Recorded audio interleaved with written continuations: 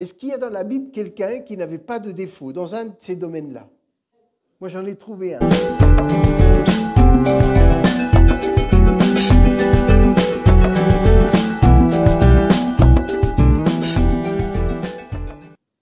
Et on va parler d'un homme qui s'appelle David.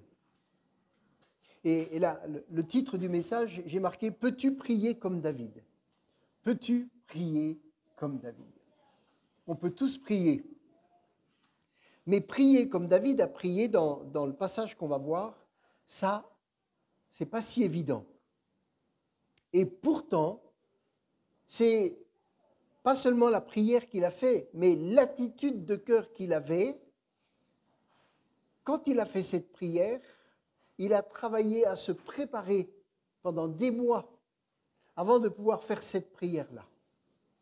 Mais cette prière-là, ça a été une victoire. Amen. Et vous savez, ce qui est important, c'est qu'au bout du compte, nous ayons et nous soyons victorieux.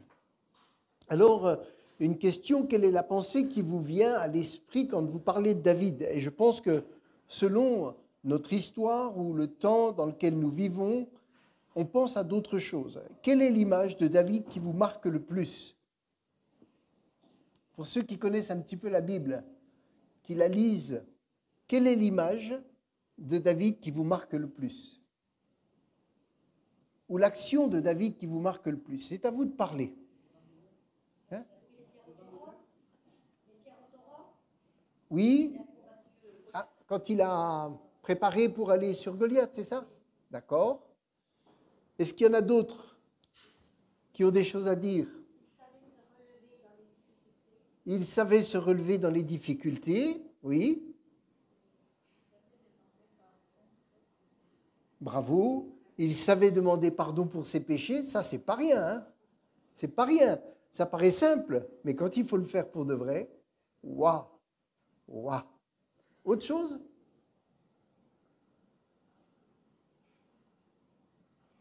Il savait se tenir devant Dieu, ça c'est important. Et puis, il savait consulter Dieu avant ses décisions. Tout ça, c'est très juste, c'est très bien. Et puis, ce qu'on va voir ce matin, c'est un passage, peut-être un des pires passages de sa vie. Il y en a eu d'autres après. Et quand tout le monde connaît son histoire, quand il a vu cette femme, et puis qu'il n'est pas parti à la guerre et qu'il est resté, qu'il l'a appelé, etc., etc. On connaît cette histoire, on sait le mal que ça lui a fait, on sait qu'il a été l'auteur d'un meurtre, on sait, voilà, toutes ces choses-là. Mais avant ce passage-là, vous savez, David, c'était un homme qui a été appelé par Dieu. À quel âge? Est-ce que vous savez quel âge il avait quand il a été oint par Dieu, par Samuel? Hein? Ah non, plus vieux que ça. Plus vieux que 12 ans, oui. Hein? Voilà. Moi, j'ai regardé dans les commentaires bibliques, hein, il marque 19 ans. Ça peut être un petit peu avant ou après, mais en tout cas, c'est à peu près, c'est un adolescent, enfin, un jeune adulte. À 19 ans, il est oint pour être roi. Et vous savez à quel âge il a été roi? À 30 ans. À 30 ans. Entre le moment où il est pas seulement appelé, mais oint, et le moment où il exerce vraiment sa responsabilité de roi, il s'est passé 11 ans. Et dans ces 11 années-là, cet homme-là, il a vécu le meilleur et surtout le pire. Le meilleur et surtout le pire. Quand il a gagné avec Goliath, waouh, là c'était un grand. Et puis quand Saül l'envoyait combattre et qu'il rentrait et que les femmes commençaient à l'applaudir en disant « Voilà, formidable !» Il y en a un qui a commencé à être mal. Vous savez qui? Saül. Il a commencé à être mal. Parce qu'il s'est dit là, ce jeune homme, il va gagner du terrain sur moi. Et il va réussir à gagner le peuple. Et les gens vont le préférer lui que moi. Et il a commencé à faire la guerre. il a commencé à vouloir tuer. Et il a commencé à avoir de la haine, de la haine, de la haine, de la haine sur David. Et David a été un homme qui a été haï pendant des années. Il avait beau être un homme de Dieu, il avait beau être un homme selon le cœur de Dieu, il avait beau être béni de l'Éternel, il avait beau réussir tout ce qu'il entreprenait quand Saül l'envoyait, c'est un homme qui a galéré énormément, énormément. Alors, dans le début de ce message, donc, on va parler d'une prière de David, un dialogue de David avec son Dieu, mais avant cela, j'ai une question pour vous. Est-ce que vous avez des défauts? Est-ce que vous avez des défauts? Oui? Ah bon? Quel genre de défauts? Il en demande trop. Vous savez, le mot défaut veut dire dans le dictionnaire imperfection physique, morale ou matérielle. Et c'est le fait de ne pas être parfait. Et c'est vrai que nous avons des défauts. Est-ce que David avait-il des défauts? Oui ou non? Oui. Les disciples, est-ce qu'ils avaient des défauts? Oui. Ah ben, c'est bien, c'est bien. Et puis nous aussi. Y a-t-il dans la Bible des hommes sans défaut? Hein? Jésus? Ok, à part Jésus. Est-ce que vous connaissez des gens dans la Bible qui n'ont pas de défaut? Parce que quand on parle de défaut, le dictionnaire nous dit imperfection physique, morale ou matérielle. Est-ce qu'il y a dans la Bible quelqu'un qui n'avait pas de défaut dans un de ces domaines-là? Moi, j'en ai trouvé un. Qui? Ah, Lazare. Ah. Joseph? Non, non. Dont il est dit dans la Bible. On va le lire ensemble. C'est dans 2 Samuel chapitre 14 et au verset 25. Est-ce qu'il y a des filles ici qui ne sont pas mariées? Est-ce qu'il y a des jeunes filles qui ne sont pas mariées? Oui, oui, il y en a une là. D'accord, il y en a 2, ok. Hein? Ok, 3, 4. Oh là là! On va prier pour qu'il y ait des mariages là. Hein? Il est dit dans 2 Samuel 14, verset 25, vas-y, cherche-le. Il n'y avait pas un homme dans tout Israël aussi renommé qu'Absalom. Pour sa beauté. Wow. Depuis la plante du pied jusqu'au sommet de la tête, il n'y avait point en lui de défaut. Wow. Allez, filles, là, ça ne vous attire pas? Un garçon qui a été ausculté et qui, de la plante des pieds jusqu'à la tête, n'a aucun défaut. Vous allez dire, ah, ça, c'est mon rêve, ça. Aucun défaut. Vous connaissez l'histoire d'Absalom? Les défauts, ils étaient là. Hein? Il en a fait, lui. Hein? Il en a fait. Mais il n'avait aucun défaut et tout le monde disait, waouh, celui-là, celui-là. S'il y avait eu un concours de Miss Homme, il l'aurait gagné. Garanti, il l'aurait gagné. Et puis, il y a dans le Cantique des Cantiques, il y a un autre passage, chapitre 4, verset 7, où il est dit, « Tu es toute belle, mon ami. » Alors lui, il est amoureux. Hein. « Tu es toute belle, mon ami, et il n'y a point en toi de défaut. » Amen. Il n'y a point en toi de défaut. Sommes-nous sans péché? Est-ce que nous sommes sans péché? Vous savez, être sans défaut et être sans péché, ce n'est pas tout à fait pareil. Jésus va dire à un homme, il a trouvé un homme, Jésus va trouver un homme, sans fraude, où son cœur n'avait pas de fraude. Ça existe. Si on lit dans Jean chapitre 1, verset 47, Jésus, voyant venir à lui Nathanaël, dit de lui, « Voici vraiment un Israélite dans lequel il n'y a point de fraude. Il n'y a point de fraude. Ça veut dire qu'on peut avoir des défauts, on est trop grand, trop petit, on a des oreilles qui, voilà, on peut avoir un nez comme ça. Ça, c'est des défauts corporels. On a quelques défauts au niveau moral, et le Seigneur le sait. Mais il dit de Nathanaël, voici, Jésus dit, voici un véritable Israélite, un homme sans arrière-pensée, sans ruse, ça veut dire sans ruse, sans fraude trompeuse, sans parole trompeuse, sans mensonge. Nous avons été, nous sommes ou nous serons confrontés à des situations qui seront délicates dans notre vie. Tous. Je ne sais pas ce que vous vivez, si vous vivez des choses délicates, des situations où vraiment, comme David, vous avez des gens qui s'acharnent sur vous, ou l'ennemi qui s'acharne sur vous. Mais David, lui, il a été en proie à des ennemis de taille. On le disait tout à l'heure, le roi Saül a été son ennemi jusqu'à sa mort.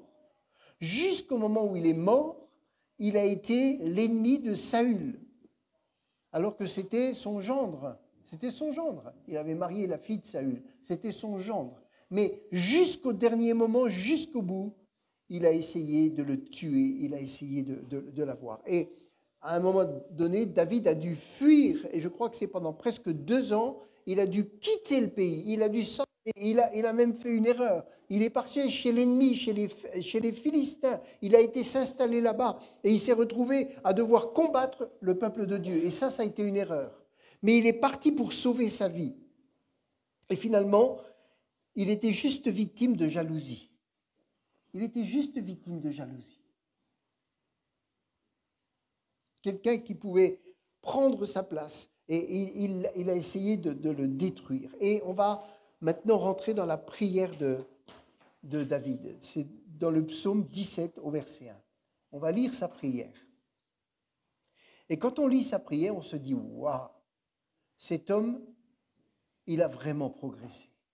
Cet homme, malgré la galère qu'il a vécue, malgré les ennemis qu'il avait, malgré la haine qu'il aurait pu entretenir, malgré l'esprit de vengeance qu'il aurait pu avoir, malgré peut-être l'envie de casser, de tuer même Saül, parce qu'il a eu plusieurs occasions pour tuer Saül et il ne l'a pas fait. Il a dit « Je ne le toucherai pas, c'est un oint de l'Éternel, je ne le touche pas ». Et à chaque fois qu'il a évité de toucher Saül, ça se retournait contre lui. Parce que Saül disait « Oui, oui, pas de problème, je ne te touche plus ». Et l'occasion suivante, il essayait de le tuer. On va lire sa prière. Psaume 17, verset 1. Il est dit « Ô Éternel, écoute ma requête, car elle est, qu'est-ce qui a marqué? Ah, j'ai peut-être pas pris la même version là. Bon, c'est peut-être Semeur. Éternel, écoute ma requête, car elle est juste. Entends mon cri, prête l'oreille à ma prière, car ce sont des lèvres sincères qui te l'adressent. Amen. Ce sont des lèvres sincères. C'est ça, vous l'avez ça? Ce sont des lèvres sincères qui te l'adressent. Voilà, c'est bon. Viens prononcer le jugement qui me rendra justice. C'est-à-dire que David, il s'en remet totalement à Dieu. Il ne veut pas se venger. Il ne veut pas faire la guerre. Il préfère fuir. Il préfère passer pour le faible. Il préfère passer pour celui qui n'est pas capable. Alors qu'il était largement capable, alors qu'il a eu des occasions pour tuer Saül, alors qu'il était puissant pour faire la guerre, il revenait, il gagnait tous les combats auxquels il participait. Mais face à son ennemi là, de l'intérieur, c'est-à-dire un frère, on va dire, quelqu'un du peuple, là, il ne le touche pas. Amen. Là, il n'intervient pas. Vient prononcer le jugement qui me rendra justice. Que tes yeux voient où est le droit. Et puis il dit, examine, et là c'est extraordinaire, examine mon cœur, éprouve-moi la nuit, tu ne trouveras rien à reprocher en moi. Wow. Vous vous rendez compte de ce qu'il est en train de dire? Vous vous rendez compte de sa prière? Il est en train de dire, examine mon cœur, éprouve-moi la nuit. C'est-à-dire quand je n'ai pas le contrôle, je dors, tu viens, tu explores mon cœur, tu vois mes pensées, tu vois tout ce qui se passe. Et il peut dire, éprouve-moi la nuit, tu ne trouveras rien à reprocher en moi. Ah, c'est beau quand même. Ça veut dire que cet homme, il a une maturité. Ça veut dire que cet homme, même si par moment, si vous lisez les psaumes avant, il dit, mais c'est dur, je suis dégoûté, je suis fatigué, on m'en veut. Vraiment, il ouvre son cœur, il raconte toute sa souffrance. Mais là, il arrive à un moment donné où il dit, c'est fini. Je ne vais pas me plaindre. Je ne vais pas cultiver des mauvaises choses. Et il dit juste après, j'ai décidé de ne pas pécher en parole. J'ai décidé de ne pas pécher en parole. Amen. Et quoi que fassent les autres hommes, tes paroles m'ont retenu loin de la route des violents. Il se décide à s'attacher à la parole de Dieu et à ne pas céder à la pression, ne pas céder à la puissance du mal, ne pas céder peut-être à ce que peut lui dire son cœur à un moment donné. Venge-toi, il y en a marre, c'est injuste, Dieu ne t'écoute pas, Dieu ne te comprend pas. Pourquoi? Tu as été loin il y a des années, et puis aujourd'hui tu es obligé de fuir, tu es dans la galère, tout le monde se moque de toi, et puis tout le monde t'a laissé. Il s'est retrouvé avec 400 bandits qui ne savaient pas trop ce qu'ils faisaient de leur vie, il les a récupérés. Et il pouvait avoir toutes ces pensées-là. Je me suis tenu fermement à la voie que tu as tracée et mes pieds n'ont pas chancelé. Amen. Quelle maturité. Quelle force il y a dans cet homme. Alors qu'il est éprouvé. Et moi, vous savez, la victoire qu'il a eue sur Goliath, c'est formidable. Les victoires qu'il a eues quand il allait au combat sur les Philistins, c'est formidable. Et prenons la foi de cet homme. Quand il était berger et qu'il allait lutter contre l'ours, contre le lion, contre les bêtes sauvages pour garder le troupeau, c'est extraordinaire. Ça, c'est extraordinaire. On a un exemple. Mais quand il est écrasé de toutes parts et qu'il arrive à prononcer ces paroles, c'est là qu'on voit la profondeur de son cœur. Amen. C'est là que l'on voit combien il a du respect pour Dieu, combien il a la crainte de Dieu et combien il sait que son attitude aura des conséquences. Amen. Et ce qu'il veut, c'est que Dieu lui donne la victoire. Il veut que sa victoire ne vienne pas de lui. Lui, il prend une victoire spirituelle, il prend une victoire intérieure. Mais son ennemi, il veut que ce soit Dieu qui s'en occupe. Amen. Ça veut dire que lui, il va garder la meilleure attitude possible et il laisse faire Dieu sur son ennemi. Amen. Et nous, souvent, on se dit, il faut quand même que je me défende. Alors que là, David ne cherche pas à se défendre, il cherche juste à être le plus droit possible devant Dieu. Dieu, au verset 6, Dieu, je t'appelle car tu réponds. Prête l'oreille, écoute-moi. Fais resplendir l'immensité de ton amour, toi qui délivres les agresseurs, des agresseurs, ceux qui se réfugient auprès de toi. Garde-moi comme la prunelle de tes yeux. Cache-moi bien à l'abri sous tes ailes, loin des ennemis qui s'acharnent contre moi et loin des méchants qui me cernent. Il était cerné de toutes parts. À un moment donné, il était au fond d'une grotte, ils sont rentrés, ils l'ont pas trouvé. À un autre moment, il était d'un côté de la montagne et toute l'armée de Saül était de l'autre côté. Il suffisait qu'il fasse quelques mètres, il le prenait, il le broyait. Mais Dieu l'a toujours gardé. Amen. Dieu l'a toujours gardé. Il est dit, déjà ils m'encerclent, ils sont aux aguets pour me terrasser, comme un lion prêt à déchirer, comme un fauve en embuscade. Lève-toi et affronte-les. Amen. Il dit à Dieu, lève-toi et affronte-les. Amen. Moi, je veux juste garder mon cœur, me réfugier en toi. Tu peux me sonder. Ce qui sort de ma bouche est en correspondance à ce qu'il y a dans mon cœur. En gros, il n'y a pas de fraude. Ça ne veut pas dire qu'il a toujours été comme ça. Mais dans cette situation-là qui a duré des années, il est resté totalement droit. Fais-les s'incliner et délivre-moi de tous ces méchants par ton glaive. Délivre-moi de ces hommes par ta puissance éternelle. Que des hommes de ce monde soient délivrés, etc., etc. Donc il dit pas mal de choses. Et il dit au verset 15, « Quant à moi, déclaré juste, je contemplerai ta face. » Amen. Il a de l'assurance. Il dit, « Je contemplerai ta face. » Amen. Même s'il meurt, il sait qu'il verra la face de l'Éternel. Il dit, « Je contemplerai ta face à mon réveil, je pourrai me rassasier de la vue de ton image. » Amen. Il savait que son cœur était clair, net. Et quand nous sommes devant des combats, quand nous sommes devant des attaques humaines, particulièrement des attaques humaines, la première chose à faire, c'est vraiment de garder son cœur. Amen. C'est vraiment de garder son cœur. C'est vraiment d'avoir une attitude pour ne pas toucher les personnes qui vous attaquent. Garder son cœur. Et là, particulièrement, c'était quelqu'un qui avait été oint. C'était Saül, un homme qui avait été oint. Il ne voulait pas le toucher. En gros, cet homme, il ne savait pas ce qui allait lui arriver, mais il dit, je m'appuie sur l'Éternel, je crois que c'est lui qui me gardera. Et même si, en gros, même si je viens à mourir, je sais que je verrai Dieu. Amen.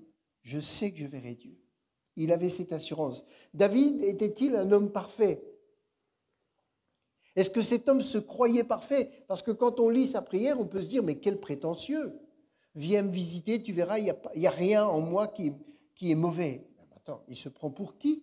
On peut lire ça et se dire, mais il se prend pour qui? Non, ce n'est pas qu'il se prend pour quelqu'un, c'est qu'il a vraiment fait un travail dans son cœur pour en arriver à pouvoir être comme ça. Amen. Pour pouvoir gagner le combat. Amen. Il gagne le combat dans son cœur. Parce que les autres combats qu'il avait gagnés, il les avait gagnés avec l'épée. Il allait contre les Philistins et il gagnait le combat. Il prenait son épée, il allait et il gagnait les combats. Mais là, il ne prend pas son épée. Dans ce cas-là, il prend simplement la parole de Dieu. Il préserve son cœur. Il fait attention de ne pas pécher. Il fait attention de rester vraiment attaché à la parole de Dieu. Et il dit, cet ennemi-là, tu ne me demandes pas de le combattre. Ça, c'est toi qui vas le combattre. Amen. Ça, c'est toi qui vas le combattre. Sa prière, est-ce qu'elle est orgueilleuse? Est-ce qu'elle est prétentieuse? Est-ce qu'elle est arrogante? Il dit clairement que son cœur est sans fraude. Et dans cette affaire avec Saül, quand nous agissons mal et que nous souffrons, notre conscience nous dit, c'est la conséquence de tes mauvais agissements. Mais c'est une autre histoire. Quand notre souffrance n'est pas le fait du mal qu'on a fait, mais d'une injustice qu'on vit. Vous savez, les chrétiens vivent beaucoup d'injustices. Même s'ils sont aimés de Dieu, même s'ils sont la prunelle du cœur de Dieu, ils sont souvent maltraités. Simplement parce qu'ils sont chrétiens. Ils sont souvent mal vus parce qu'ils sont le sel de la terre. Parce que quand on les regarde, c'est compliqué de pécher devant eux. Parce que leur sainteté, la lumière qu'ils ont, parce qu'ils ne donnent pas de paroles grossières, et les gens qui sont autour d'eux, ils disent, là, vous savez, il est chrétien, lui, alors faites gaffe, ne faites pas n'importe quoi devant lui quand même. Ils sont comme ça, les gens. Mais quand ils peuvent vous taper dessus, ils le font aussi. Et là, cet homme, il garde son cœur. C'est la souffrance que Pierre appelle la souffrance pour la justice. Amen. La souffrance pour la justice. David savait de quoi il parlait, mais il savait aussi comment réagir. Il présente son cas au juste juge. Amen. Est-ce que nous savons présenter nos vies au juste juge? Est-ce que nous arrivons? Est-ce que nous pourrions faire la même prière que David? Sonde mon cœur, regarde, tu ne verras pas de fraude. Par rapport à cette situation, tu ne verras aucune fraude. tu verras que je n'ai pas mal agi. David ne dit pas je suis sans péché. Il en a avoué beaucoup et des graves dans sa vie. Mais pour cette affaire-là, particulièrement, il dit là, mon combat, c'est vraiment un combat qui doit être gagné dans mon cœur. Amen. Parce que les choses qui pouvaient sortir de lui, c'était la haine, c'était la vengeance, c'était en finir avec cet homme qui lui en voulait injustement, qui a essayé de il jouait de la... Rendez compte, David, il était appelé par le roi, il jouait de l'harpe pour que l'esprit qui agitait Saül s'en aille. Donc à chaque fois qu'il venait, qu'il chantait, qu'il jouait de l'harpe, Saül était libre, l'esprit s'en allait. Et pendant qu'il chantait, qu'il priait pour lui et ça, l'autre, il a pris la lance plusieurs fois, il a essayé de le planter contre le mur. Comment est-ce que cet homme pouvait-il revenir? Comment est-ce qu'il pouvait à nouveau se présenter? Parce qu'il gardait son cœur. Amen. Il gardait son cœur. Et je crois que garder son cœur, vraiment, devant des situations injustes, c'est une grande force. Amen. C'est une grande force. Et puis, tôt ou tard, vous en aurez l'avantage. Tôt ou tard, vous en aurez l'avantage. Parce que c'est Dieu qui saura vous défendre. C'est Dieu qui saura faire justice de votre situation. Mais ce n'est pas facile.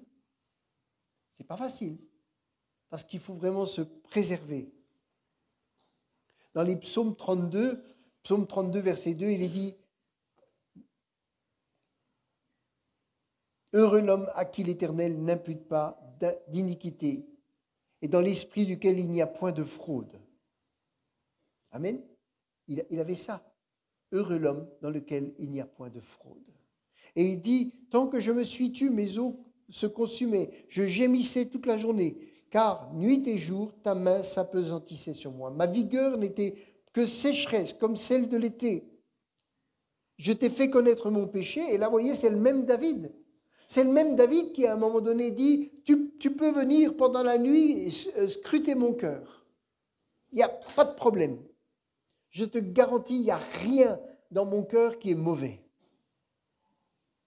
Mais dans d'autres situations, il dit « J'ai fini par avouer mon péché. Parce que je galérais. Et j'avoue mes transgressions à l'Éternel. » Et il dit « Tu as effacé la peine de mon péché. » Donc, c'est un homme qui, par moments, est fort et par moments, il est faible. Est-ce que vous êtes un peu comme ça? Est-ce que par moments, vous êtes fort et par moments, vous êtes faible, hein? Est-ce que par moments, on est zélé et par moments, on est un peu découragé? Mais on est comme ça. Et est-ce que par moments, il nous arrive de commettre des erreurs? David en a commis. Pas que des choses très graves, mais il a commis des erreurs. Et il a su les reconnaître. Parce qu'il était proche de Dieu. Vous allez dire, mais alors s'il est proche de Dieu, pourquoi il a fait des erreurs? Parce qu'il était un homme. Il était un homme, avec ses limites. Mais sa force, comme l'a dit quelqu'un, il savait revenir à l'Éternel. Amen. Il savait revenir à l'Éternel. Frères et sœurs, notre vie, elle peut durer encore des années. Elle peut être très longue. Et il y a des choses qui nous attendent, des choses extraordinaires, et puis il y a des choses difficiles qui peuvent nous attendre. Ce qu'il faut, c'est s'y préparer. C'est de savoir que quand les choses difficiles arrivent, si quelqu'un vous fait du mal, vous devez vraiment prendre l'attitude de David et dire, Seigneur, je veux arriver à faire la prière dans les psaumes 17, la prière de David. Que mon cœur soit libre de toute rancœur. J'entendais quelqu'un qui disait, je sais qu'avec la haine que j'ai là, je ne peux pas rentrer dans le ciel. Quelqu'un qui connaît Dieu. Cette personne a dit, avec la haine que j'ai dans mon cœur pour telle personne, je sais que je ne rentrerai pas dans le ciel. Ça veut dire qu'il y a besoin vraiment d'une délivrance. Amen. Et la délivrance, Dieu veut la donner. Dieu veut donner cette délivrance. Amen. Est-ce que vous le croyez que Dieu veut donner la délivrance? Vous savez, des fois, la haine peut envahir un chrétien. Vous allez dire, c'est pas bien, c'est pas normal. C'est pas normal, d'accord. Mais quand ça arrive, il faut savoir quoi faire. Amen. Tout de suite, revenir à l'Éternel. Délivre-moi de cette haine. Ça n'entraînera que des souffrances dans ma vie. Ça n'entraînera que des difficultés dans ma vie. Et je n'aurai jamais la victoire en haïssant. Jamais. J'aurai la victoire en pardonnant. Amen. Ça, c'est important. Et puis, pour finir, je vais être rapide. Vous savez, est-ce que vous connaissez un homme, un autre homme dans la Bible? Il s'appelle, vous savez comment? Daniel. Et cet homme-là, waouh, quand vous lisez son histoire, vous dites, waouh, quel homme, quel homme. Il avait été amené en déportation.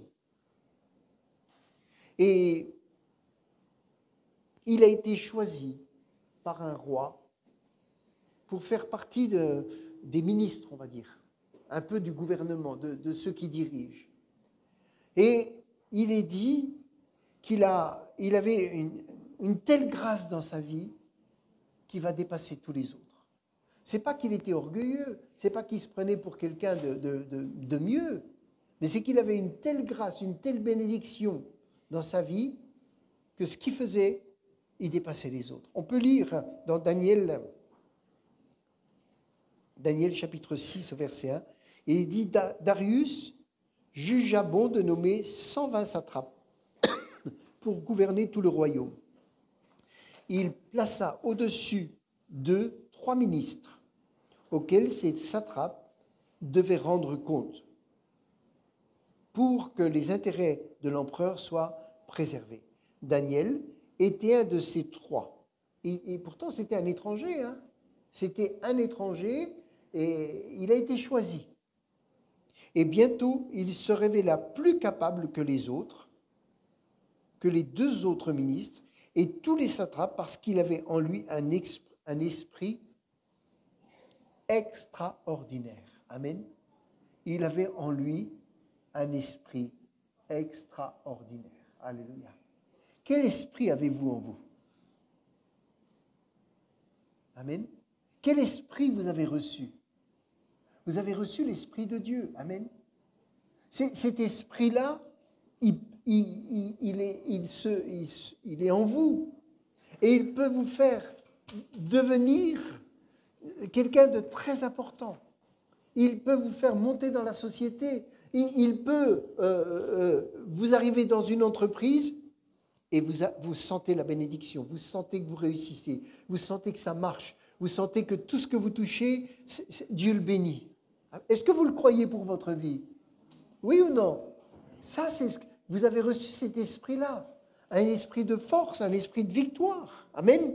Et c'est un esprit qui veut vous faire réussir, parce qu'on est la tête et non la queue, parce qu'on est la lumière du monde, parce qu'on est là pour que les gens, à un moment donné, ils voient en nous quelque chose de grand, quelque chose de différent, qu'ils voient une lumière qui resplendit, amen, qu'ils voient une sainteté, et qu'ils voient des gens qui sont humbles,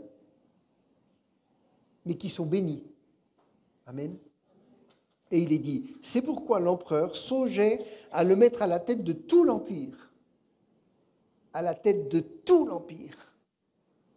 Alors les autres ministres et les satrapes se mirent à chercher un motif d'accusation contre lui dans sa manière d'administrer les affaires de l'empire.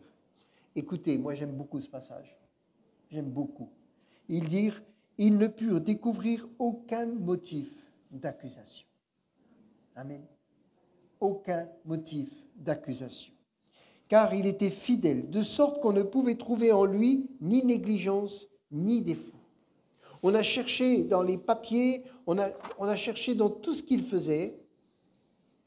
Il est dit, nous ne trouvons aucun motif d'accusation contre ce Daniel. Ils ont regardé dans les papiers qu'il gérait. Il n'y avait pas de fraude. Rien. C'est un homme qui se tenait devant Dieu. Amen. C'est un homme qui avait décidé, comme Daniel, comme David, et c'est des hommes qui avaient décidé tout en étant avec des défauts, on va dire, ils avaient décidé de ne pas pécher ou de faire en sorte de ne pas pécher contre Dieu et de mener leur vie le plus droitement possible. Est-ce que ça a empêché David d'avoir des problèmes? Oui ou non? D'accord. Est-ce que vous allez vous dire, ben, puisque de toute façon, en faisant bien, j'aurai des problèmes, autant que je fasse comme les autres? Ben, non, non, parce que vous les faites devant Dieu. Amen. Et ce Daniel, il faisait les choses devant Dieu. C'est pas parce qu'il savait qu'il était meilleur, c'est parce qu'il craignait l'Éternel. Et tout ce qu'il faisait, il le faisait le plus droitement possible. Est-ce que vous travaillez dans une entreprise? Est-ce que vous avez un patron? Est-ce que vous essayez de faire tous les jours les choses le plus droitement possible? Est-ce que quand vous avez l'occasion, comme vos collègues, de voler des choses, vous les volez? Ou est-ce que vous dites non, je ne les volerai pas? Il y en a qui partent avec des cartons de papier, il y en a qui partent avec ci, il y en a qui partent avec... Est-ce que vous dites non, je suis un enfant de Dieu, je veux que ce soit clair? Amen. Savez-vous que l'attitude qu'a eue cet homme lui a valu que des lions, quand il a été mis dans une fosse avec une pierre devant, les lions qui l'ont vu et qui devaient le dévorer ne l'ont pas touché. Amen. Les lions qui étaient là pour le dévorer dans l'histoire ne l'ont pas touché. Ça, c'est grand. Je vous le dis, ça, c'est grand. Pourquoi? Parce qu'il était meilleur que les autres? Non, il le dit lui-même. Alors, ils ont cherché, je ne vais pas lire tout ça, ils ont cherché. Et comme ils n'ont rien trouvé, ils ont dit au roi, voilà, on veut que pendant 30 jours, personne ne puisse prier un autre que toi. Tu es le seul. Personne, on ne doit entendre personne prier un autre. Vous imaginez qu'on vous dise aujourd'hui, vous ne priez pas Dieu, l'Éternel, vous ne priez pas Jésus, vous allez juste prier l'homme qui est chef d'État à tel endroit. Non. Et ils ont dit, si on trouve quelqu'un qui prie comme ça, il sera amené dans la fosse aux lions. Et ils ont dit au roi, tu vas sceller ça de ton alliance et du sceau royal. Et l'homme, il l'a fait. Il l'a fait. Et vous connaissez l'histoire. Ils ont trouvé Daniel qui 3 fois par jour, le matin, le midi et le soir, sa fenêtre était ouverte et il louait Dieu en direction de Jérusalem. Quand Daniel a appris ce qui s'était passé, qu'est-ce qu'il a changé? Qu'est-ce qu'il a changé? Rien. Il a continué d'adorer Dieu. Amen. Alors qu'il y avait une interdiction. Et il a continué d'adorer Dieu. Et ils vont dire, un peu plus loin, au verset 13, ils vont dire, eh bien, reprirent-ils, Daniel, l'un des déportés de Juda, ne t'a pas obéi. Majesté, car il n'a pas respecté l'interdiction que tu as signée. 3 fois par jour, il fait sa prière. Lorsque l'empereur entendit ces paroles, il fut vivement... il a été touché parce qu'il aimait Daniel.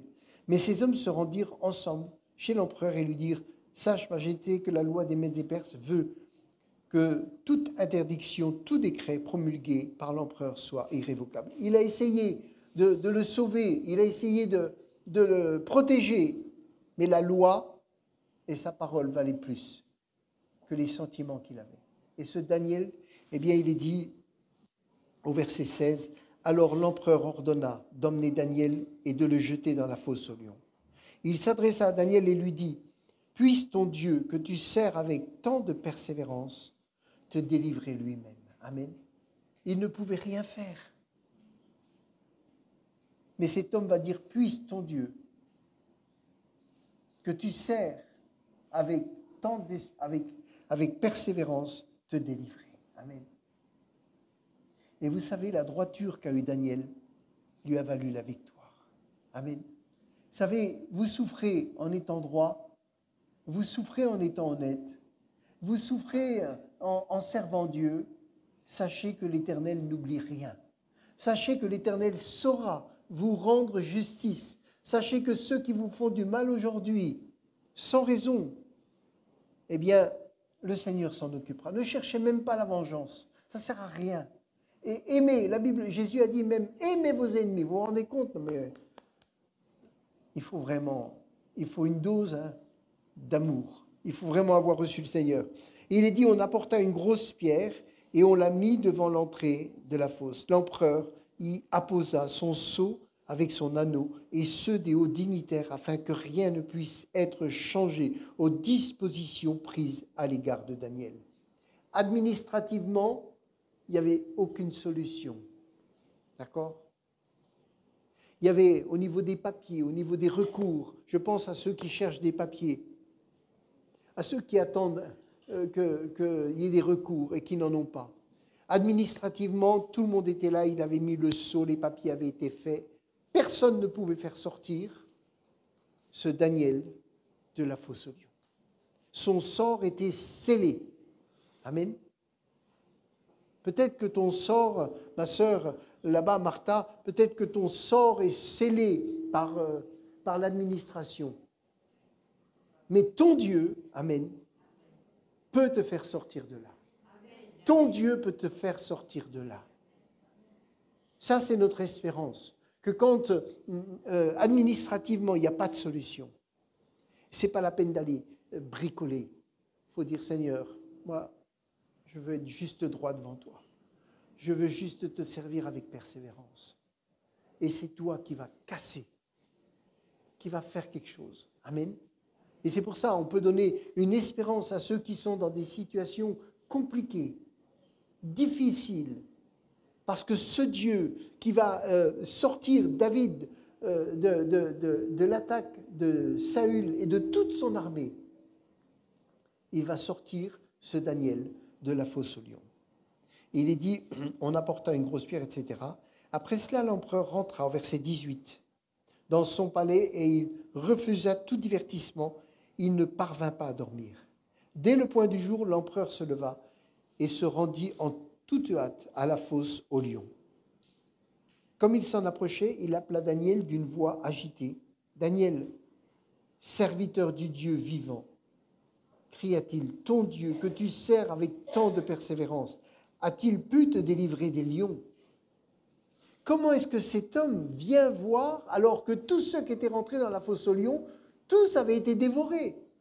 Mais cet homme-là, il était imprégné de la foi de Daniel. Cet homme, ce roi, il était imprégné de la vie de Daniel. Il dit, tu es là, tu es un homme de Dieu, tu sers ton Dieu, tu es persévérant, tu es juste, j'ai tellement confiance en toi. Et finalement, j'ai quand même une espérance que ton Dieu va faire quelque chose pour toi. Amen. Vous vous rendez compte le témoignage qu'avait ce Daniel? Des gens du monde croyaient au miracle, à un miracle impossible pour cet homme ou pour cette femme. Parce qu'ils voyaient en lui un homme ou une femme qui était tellement persévérant, droit et au service. Amen. C'est beau ça. Comme il s'en approchait, il appela Daniel d'une voix angoissée. Ah voilà. Alors Daniel répondit à l'empereur, « Ô Majesté, vis éternellement. Mon Dieu a envoyé son ange et a fermé la gueule des lions, de sorte qu'ils ne m'ont fait aucun mal. » Amen. Pourquoi ? Parce que j'ai été reconnu innocent devant lui. Parce que j'ai été reconnu innocent devant lui. Tout comme je n'ai pas commis de faute envers toi, Majesté. Est-ce que vous vous rendez compte que ces 3 lions, ou plus, oui, affamés, se sont endormis devant Daniel? Parce que Daniel était un homme droit, parce qu'il n'avait pas fauté, parce qu'il s'était préservé de toutes les fraudes qu'il aurait pu faire, parce qu'il était intelligent, et il aurait pu profiter des situations. Il ne l'a jamais fait. Amen. Il a gardé son intégrité. Et il dit maintenant, c'est parce que je n'ai commis aucune faute, ni dans les papiers, ni envers toi, roi. Alors l'empereur éprouva une grande joie, et il ordonna de hisser Daniel hors de la fosse. Daniel fut donc remonté de la fosse, et on ne trouva sur lui aucune blessure. Parce qu'il avait eu confiance en son Dieu. Amen. Parce qu'il avait eu confiance en son Dieu. Waouh. Est-ce que ça, ce n'est pas un témoignage? Est-ce que ça, ce n'est pas une force? Est-ce que ça ne donne pas de l'espérance à tous ceux qui voient la pierre rouler et puis qu'ils sont enfermés dans une situation dans laquelle ils ne peuvent pas sortir? Que ce soit administrativement, que ce soit spirituellement, que ce soit par rapport à des gens qui les tiennent. Et il est dit là-dessus, et je m'arrêterai là, là-dessus, l'empereur ordonna de lui amener ces hommes qui avaient accusé Daniel. Et il les fait jeter dans la fosse aux lions avec leurs enfants et leurs femmes. Ils n'avaient pas atteint le sol de la fosse que déjà les lions s'emparèrent d'eux et les broyèrent. Waouh! Quelle différence, frères et sœurs, entre ceux qui appartiennent à Dieu et ceux qui accusent les chrétiens. Hein? Quelle différence! Quelle différence! Sachez que votre Dieu, il vous aime et qu'il prend soin de vous. Nous devons apprendre à lui faire confiance. Vous savez, on rentre dans une période qui va être difficile. Voyez ce qui se passe à Jérusalem. Voyez les changements qu'il y a. Je ne sais pas si vous vous rendez compte, aujourd'hui, il y a un système informatique. Les gens qui ont créé tout ça, qui ont travaillé ça, ils ont peur de la machine. Vous avez entendu ça? Ils tremblent parce qu'ils lui ont donné comme un cerveau qui est capable de commander sans être contrôlé. Et ils veulent arrêter ça tout de suite. Le frère qui a la batterie, là, il est en stage dans l'informatique et il dit c'est terrible ce qui se passe. Parce qu'à un moment donné, on sait qu'on va peut-être pas pouvoir arrêter le système parce que toute cette intelligence artificielle, tout ce système va commencer à commander les ordinateurs. Et à un moment donné, les ordinateurs, ils donnent des ordres et puis les choses se font. Les choses se font. Et il n'y a plus de contrôle. Alors même des hommes aujourd'hui tremblent et demandent l'arrêt. Vous avez entendu que c'est quel pays? L'Italie a dit « Stop, on ne veut plus de ça chez nous ». Tellement c'est devenu quelque chose de dangereux. Nous rentrons dans une période qui va être difficile. Amen. Elle est déjà difficile, mais elle va l'être encore plus. Il y a des choses qui se passent. Il faut vraiment. Je crois que autant les premiers chrétiens ont dû fuir la persécution, autant nous devons préserver nos cœurs. Amen. Pour le moment, on n'a pas à fuir une persécution, mais on a à préserver nos cœurs, à garder nos cœurs en Christ, à rester dans la voie du Seigneur. Alléluia. On ne passe pas des moments faciles, hein, mais quand on voit comment Dieu est capable de sauver, de délivrer, et il est dit dans le psaume 18, il est dit « Lorsque l'Éternel l'eut délivré de la main de tous ses ennemis et de la main de Saül, il dit, c'est David qui dit, voilà, il va faire je t'aime, ô Éternel. Il a été délivré de tous ses ennemis. Amen. Et plus de la main de Saül. Et c'est Dieu qui l'a fait. Amen. Quelle prière a fait cet homme? Est-ce que nous pouvons dire comme lui, viens, ô Éternel, écoute ma requête, car elle est juste. Entends mon cri, prête l'oreille à ma prière, car ce sont des lèvres sincères qui te l'adressent. Viens prononcer le jugement qui me rendra justice. Que tes yeux voient où est le droit. Examine mon cœur, éprouve-moi la nuit, tu ne trouveras rien à reprocher en moi. J'ai décidé de ne pas pécher en parole. Et quoi que fassent les autres hommes, tes paroles m'ont retenu loin de la route des violents. Je me suis tenu fermement à la voie que tu as tracée et mes pieds n'ont pas chancelé. Amen. Voilà. Si nous décidons d'avoir une maturité avec Dieu, les ennemis seront vaincus. Amen. Tous vos ennemis seront vaincus. Parce que Dieu vous protégera, vous aimera. Amen. Si vous êtes enfermé et qu'il n'y a pas de solution humaine, comme Daniel, alors il arrêtera les choses de l'intérieur. Amen. Comme pour Daniel. Faisons confiance à notre Dieu. Amen. Il est fidèle. il a toujours une solution. Amen. Il a toujours une solution.